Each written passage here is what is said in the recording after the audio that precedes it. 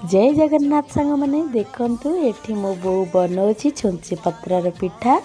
तो से कड़ई टी गरम कर आमर तेल टी कड़ई चारि पाखे मारी नहीं नेलापर ये आमर आणटा को देदेछि बिरी आउ चाउर आण को देदेछि। बिरी चाउर आणटा एकदम पतला रही कौन करी आम आणटा को चारि पाखे बुले एकदम पतला से बुले देछि।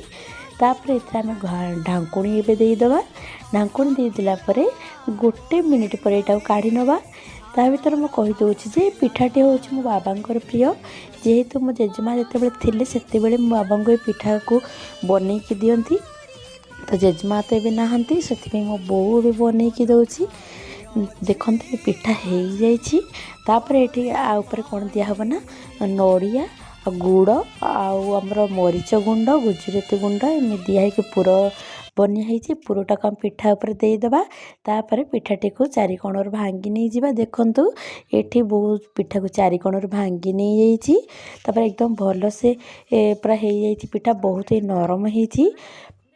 तापर देखो मुझे देखिए देम बिरी चाउर आण ये तेल रखाही आमर नड़िया पुर से रखाही।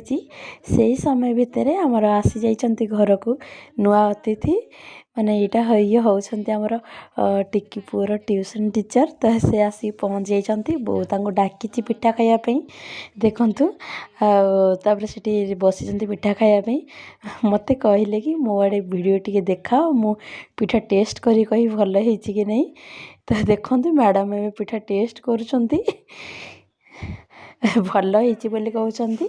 आउ एमती वीडियो देखे मो चैनल को सब्सक्राइब करंतु लाइक करंतु शेयर करंतु। रहिले संग माने जय जगन्नाथ।